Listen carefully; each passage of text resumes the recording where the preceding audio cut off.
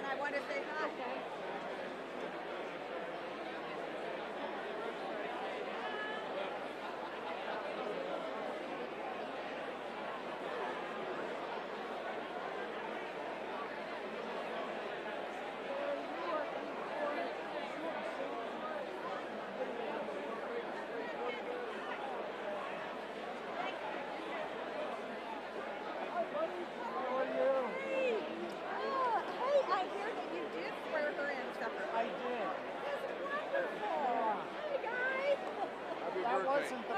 I missed it this year. Happy birthday to you too for 2020. Okay. 2019 for all of us. No, I was talking to Justice. I was saying that he wanted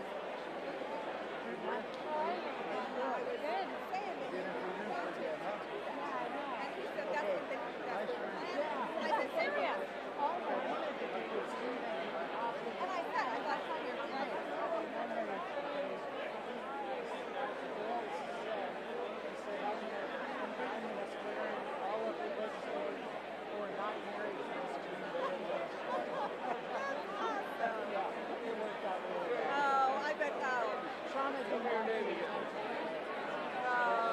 Oh, yeah. Thank you, Scott. Hi. Congratulations. Chuck, that was really fun. That was fun. I hope Sean did. Really good. Thank you. Yeah. I remember that. And the old man. I guess. Well, it works. I think it works well that way. There's no time.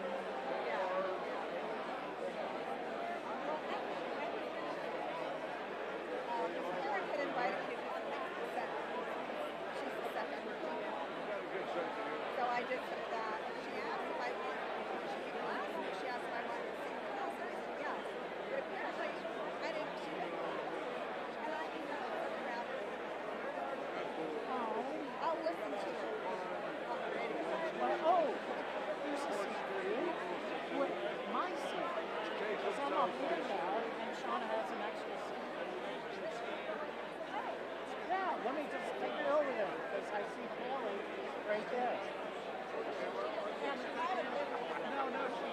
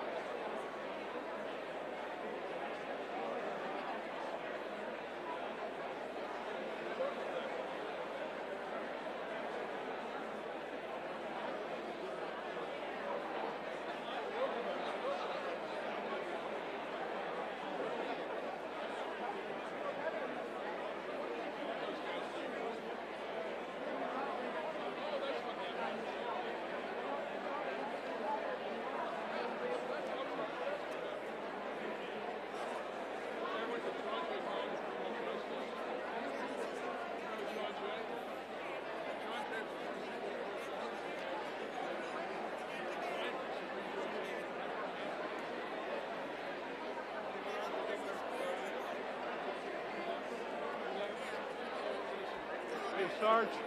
Mark.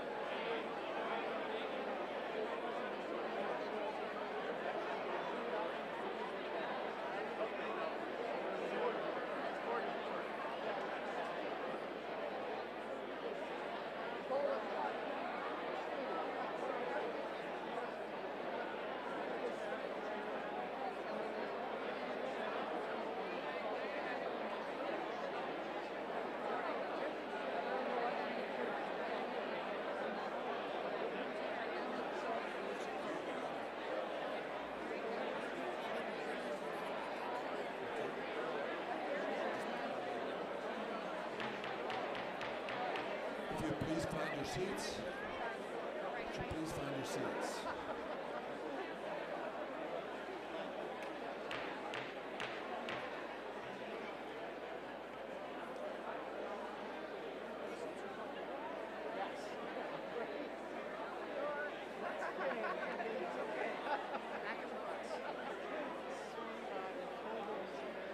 Hi, Ed. I'm just waiting to your second row.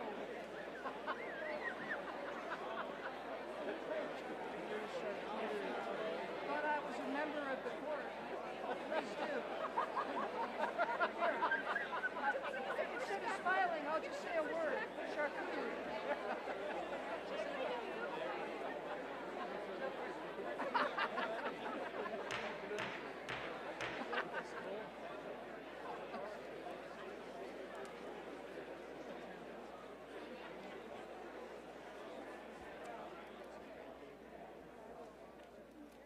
Please take your seats. Madam President. Thank you. The joint session of the first regular session of the 54th Legislature is now called to order. Sergeant of Arms. Madam President, His Excellency Doug Ducey, the Governor of the State of Arizona, is waiting in the lobby. Thank you. Will the members of the Joint Committee please escort His Honor, the Governor of the State of Arizona, to the right of the podium.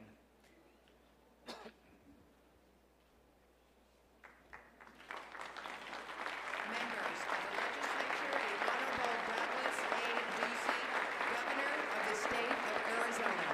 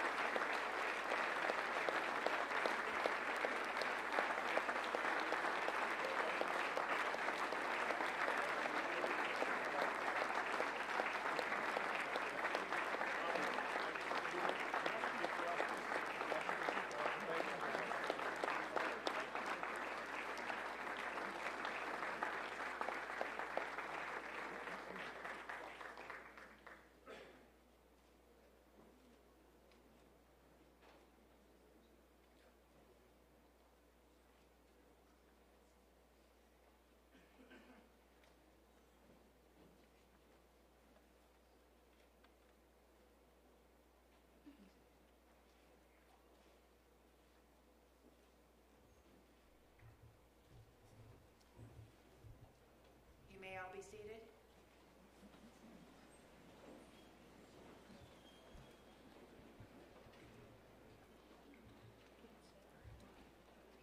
Chief Justice Bales, members of the legislature, judiciary, and fellow Arizonans, I am so honored to be back here today, and just like you, I'm ready to get to work.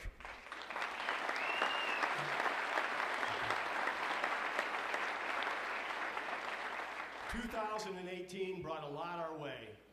Election years tend to do that for people in our business. Elections also bring change and new faces, as we see here today, and in government, that's a really good thing.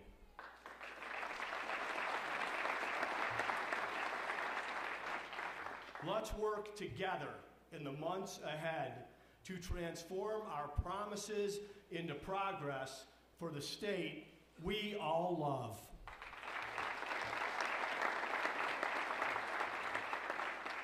To all who were sworn in for the first time today, and to the other public servants who took the oath with me last week, congratulations and welcome.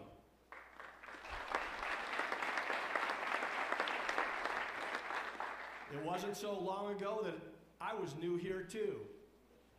I ran because I cared, believed I could make a difference, and felt we needed some fresh ideas. No doubt, you're all here for many of the same reasons. You've also lucked out because you've got some real pros here to show you the ropes. Speaker Bowers and President Fan, you're well suited and well prepared for these new roles. I'm hoping today's not the last day you'll have my back.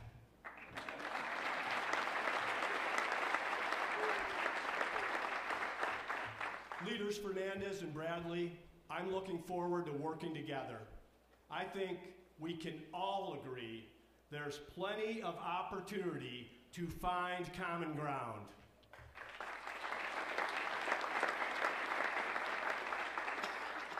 Bipartisanship is a word that gets tossed around a lot, and today it seems everyone has their own definition. So let me be clear on the approach I intend to take. I'm not here just to work with Republicans on Republican ideas. And bipartisanship doesn't simply mean working with Democrats on Democratic ideas. I'm here as governor of all the people to work with all of you on good ideas.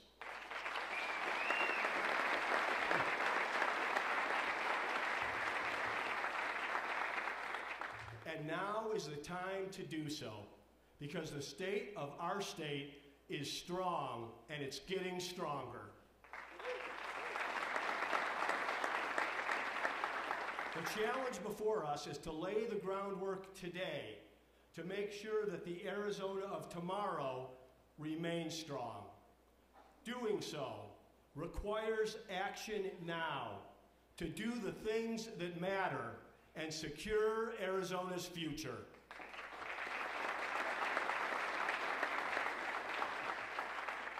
The issues we need to tackle aren't partisan ones. In some cases, they aren't even political. At the top of that list, securing our water future.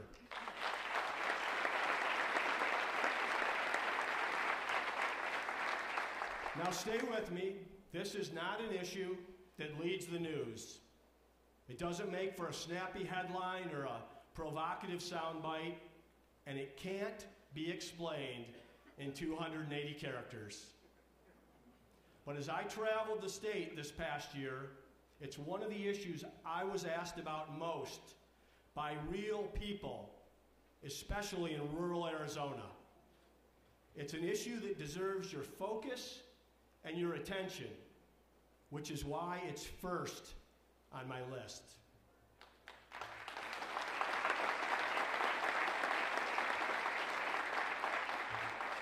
Here's the bottom line. We're in a 19-year drought. It's going to get worse before it gets better. Arizona and our neighboring states draw more water from the Colorado River than Mother Nature puts back. It's time to protect Lake Mead and Arizona. It's time to ratify the Drought Contingency Plan.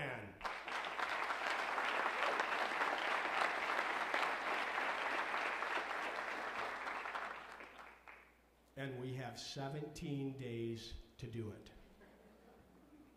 Doing so will require compromise. No one stakeholder is going to get everything they want. Everyone is going to have to give. And I've been impressed by the willingness of those involved to do just that. It's been said, whiskey's for drinking, water's for fighting.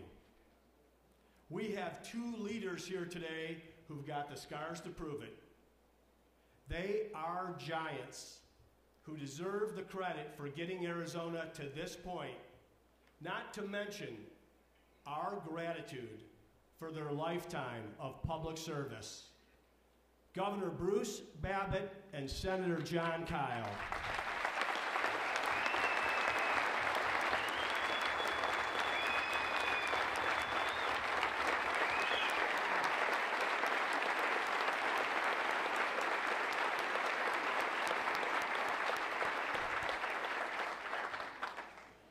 Bruce Babbitt served in public office for 20 years, first as Arizona Attorney General and Governor, and later as Secretary of the Interior under President Bill Clinton. John Kyle served Arizona in Congress for 26 years, including 3 terms as a U.S. Senator. Then, when Arizona needed him most, he returned to the U.S. Senate last September. Governor Babbitt and Senator Kyle have shown us the path, working with others, setting aside differences, putting our state and the greater good first. Now it's our turn to do the heavy lifting. This issue is important and it's urgent. Our economy, our environment, our future. Let's prove we can work together in a bipartisan fashion and get this done.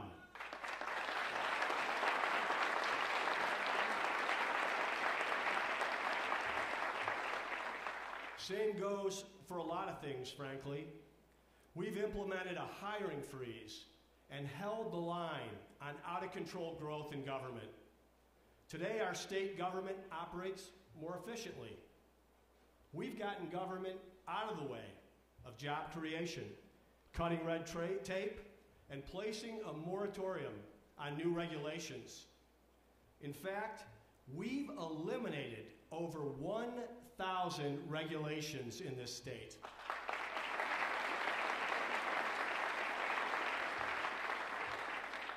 Imagine if we took that same approach this legislative session regarding laws. We're not short on laws here in our state. Over 107 years, we've built up a hearty 11,000 plus pages of laws. Certainly many of our laws have merit, but many don't. So why does each legislative session seem to be a competition to pass the most new laws? What if we found a way to get rid of old, unneeded laws rather than just creating new ones? If for every law we passed, we repealed 3, or if new laws had sunsets. I'm challenging this legislature. Let's chop the stacks and stacks of statute down so that the law makes sense and is relevant to the Arizona of today.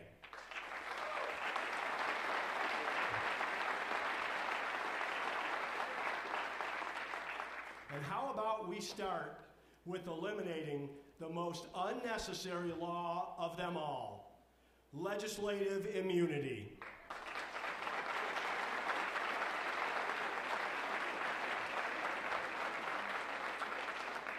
We are a nation of laws, not men. No one, not me, nor you, is above the law.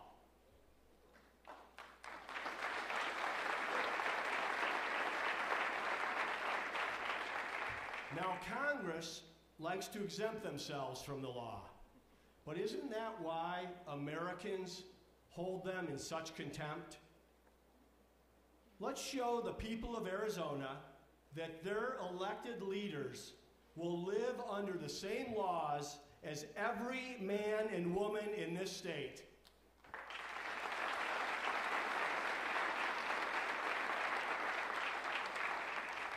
Send T.J. Shope's referral to the ballot and let the people speak on special privileges for elected officials.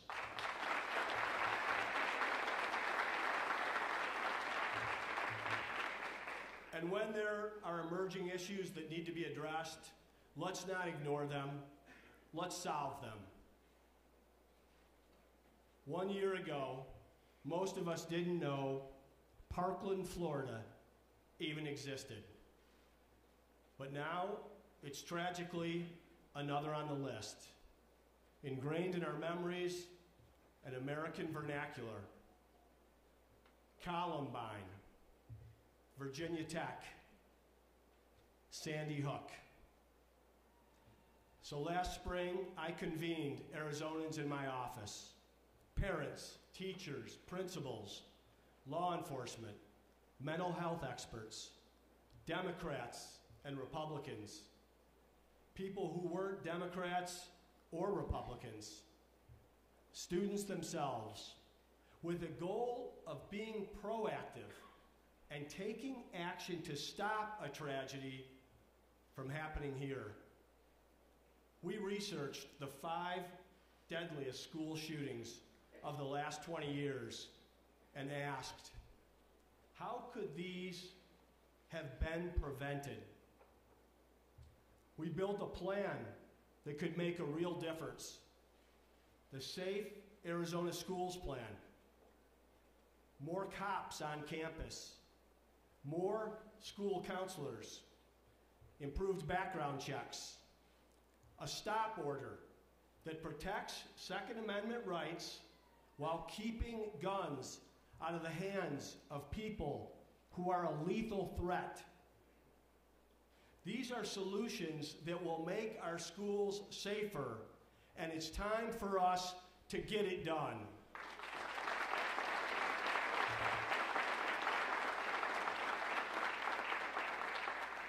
I'll be including some elements of this plan in my budget that you'll see this Friday, with a greater investment than I proposed last year. We know when a police officer is around, it makes things safer. Who do we call whenever there's trouble? Our brave men and women in blue.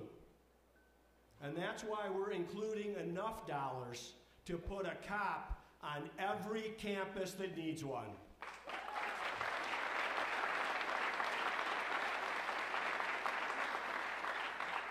And I'll be working with legislative leaders to pass the rest. This plan is a reasoned and balanced approach, which is why thought leaders like David French at the National Review and Hugh Hewitt have endorsed it, why the Arizona PTA supports it, and why we modeled elements of it from Gabby Gifford's plan. This is simply too important an issue to let partisan politics and special interests get in the way.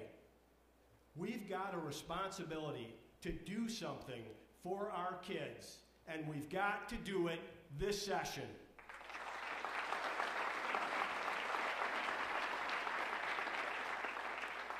Whether it's water or school safety, these are things that matter.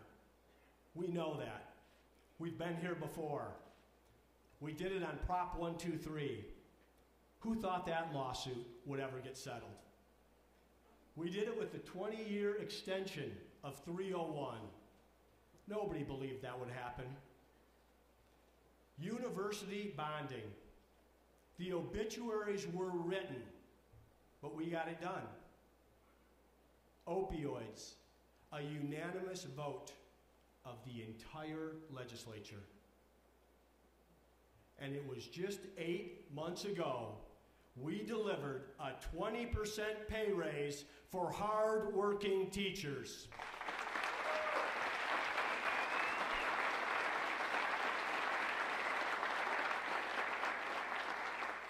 When we unveiled that proposal, many said it was not possible. And there's no doubt forces were standing in the way. But because of teachers, lots of them, and principals, and superintendents, PTAs, parents, education champions, and business leaders, with the leadership of J.D. Mesnard and President Yarborough, with bipartisan support from leaders like David Bradley, Sean Bowie, Andrea D'Alessandro, and Steve Farley, we got that pay raise passed and into teachers' paychecks.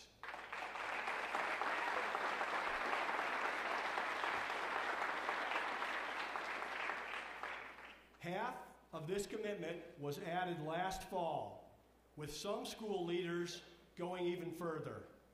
Payson, Yuma, Marana, the Washington Elementary School District, right up the street, many others. And to anyone out there considering using these resources somewhere else, I have one message. Don't even think about it.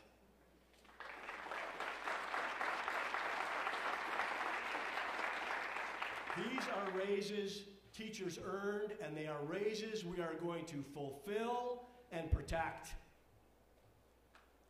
And more is needed on K-12 education.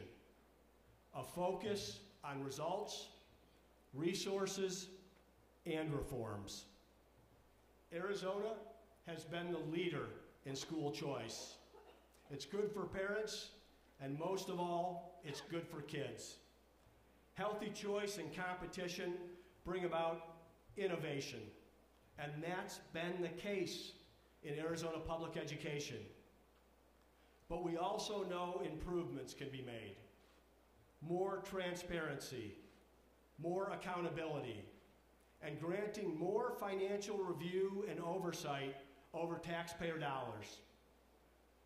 All with the purpose of making sure every public school is improving and providing Arizona kids with the best possible education.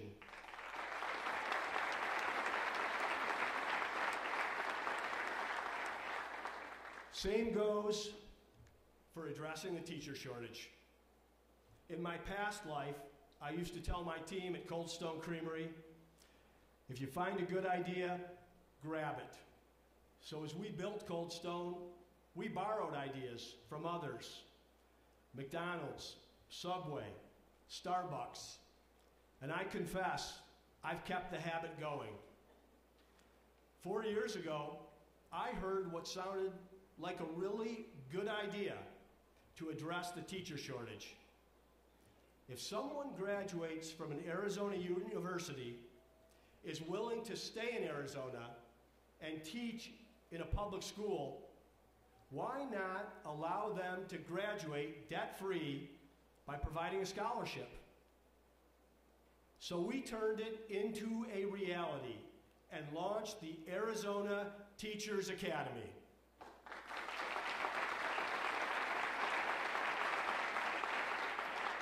Already, 221 students have started moving through the program. This year, we plan to significantly expand it. More dollars, more support. We are going to create a pipeline of talent and the next generation of Arizona teachers.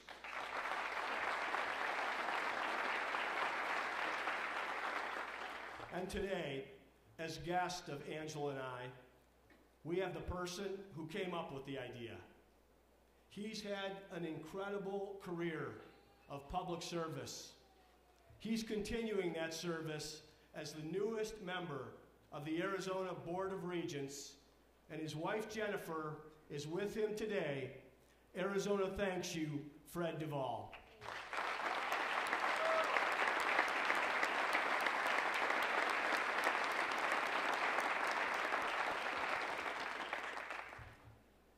Education and our economy go hand in hand. Many of us remember a class back when we were in high school called SHOP. It's where a lot of good people discovered a passion.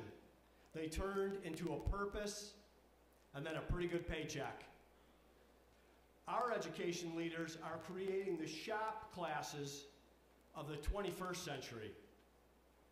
It's called Career and Technical Education, CTE.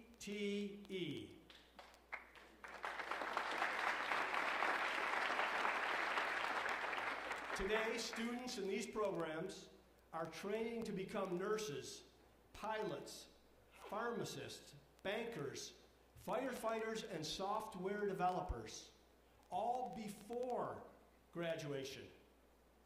In fact, 99% of CTE students graduate high school. 99%, a much higher rate than the national average. They perform better in mathematics and reading, and their technical skills rival professionals in the same trade. Just take a look at some of these programs. Aviation at Pima Community College, Advanced Manufacturing at Maricopa Community Colleges, Diesel Mechanics at the Western Maricopa Education Center, and Culinary Arts at the East Valley Institute of Technology.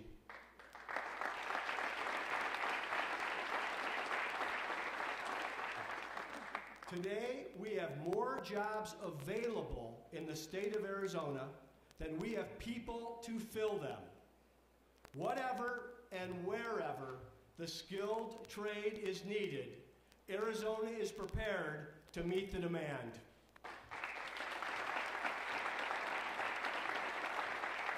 I want to recognize these education leaders who are paving the way. Lee Lambert, Maria Harper Marinick, Greg Donovan, Doug Pruitt, and Sally Downey.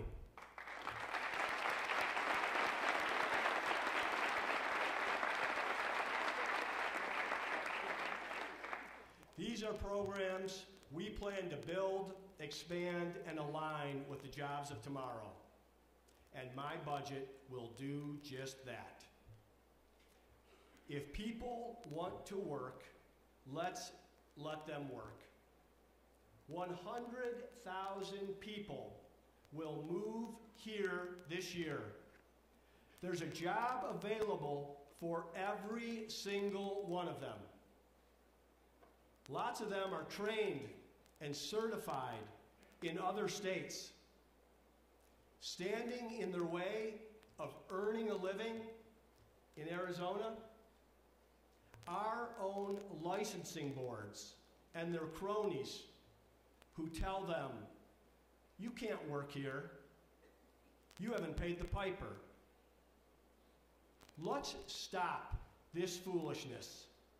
Pass Warren Peterson's bill to grant universal recognition for all occupational licenses and let them work.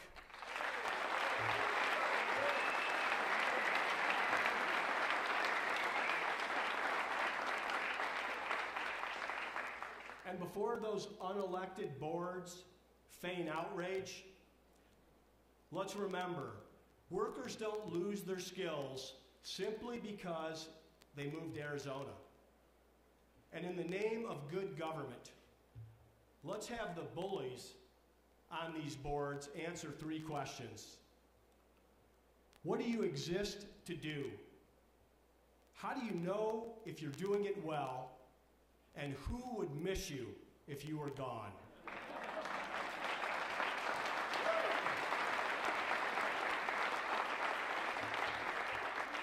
There is dignity in all work. Last fall, I visited our state prison in Buckeye, Arizona. There, joined by Arizona Cardinals defensive back Antoine Bethea and D lineman Corey Peters, along with Cardinals president Michael Bidwell, we saw the possibilities of opportunity for all firsthand. At a job fair, soon to be released, men and women were excited to participate in a program that equips them with the skills necessary to successfully re-enter society. They lined up at employers like Jackson's Car Wash and Hickman's Family Farms. Some left with multiple job offers. This is a program we need to secure well into the 21st century to protect public safety and reduce Arizona's prison population.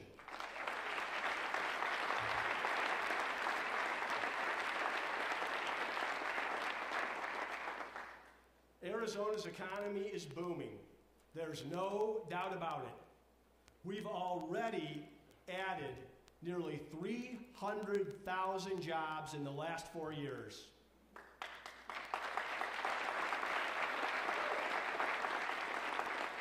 And I'm proud to say our relationship with Mexico is stronger than ever.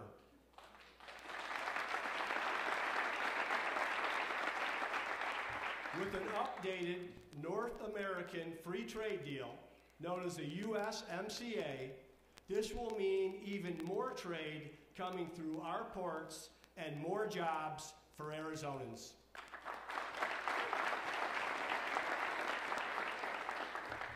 I've become fond of saying that the last time unemployment was this low, you were renting your movies at Blockbuster. But the benchmark is moving. By the end of this year, unemployment is forecasted to plummet to levels we haven't seen since before you knew what a hashtag was. Some said the teacher pay raise was unsustainable and based on rosy projections. Turns out those projections weren't rosy. They were in response to a growing economy that has led to a record balance in our general fund.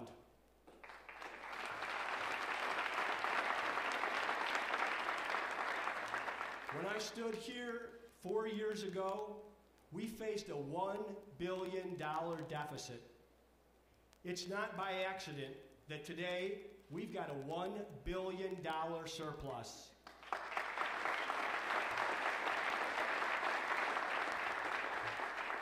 And breaking news, somebody called The Daily Show. We even own this building again.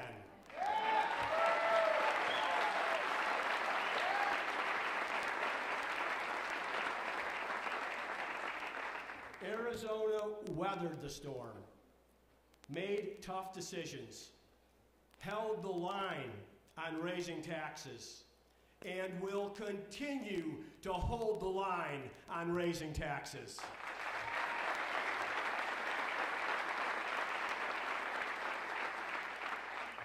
It's the Arizona way. It's a winning game plan, and I have no intention of changing course.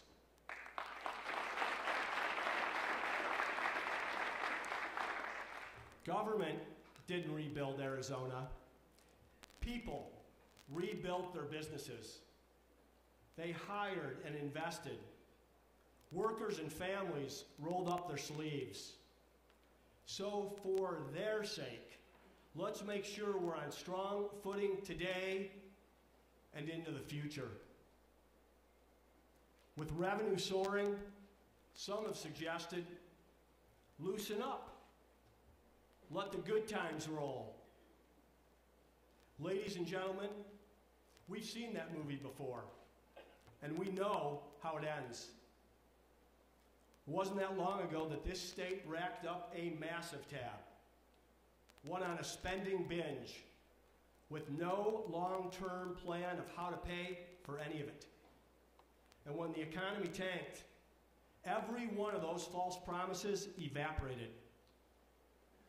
It was painful for real people. Let's learn from the mistakes of the past.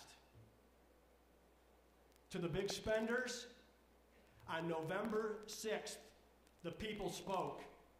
They want their teachers paid and their budgets balanced.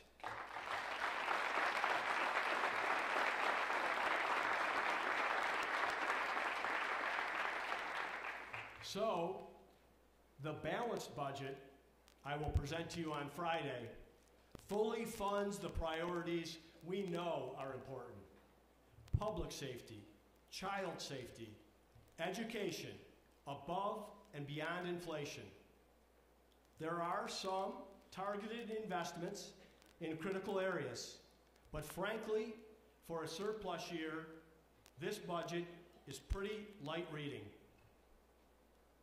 Because I'm proposing that we secure Arizona's future and prepare responsibly for the unexpected and the inevitable by bringing our rainy day fund to a record-breaking balance of $1 billion.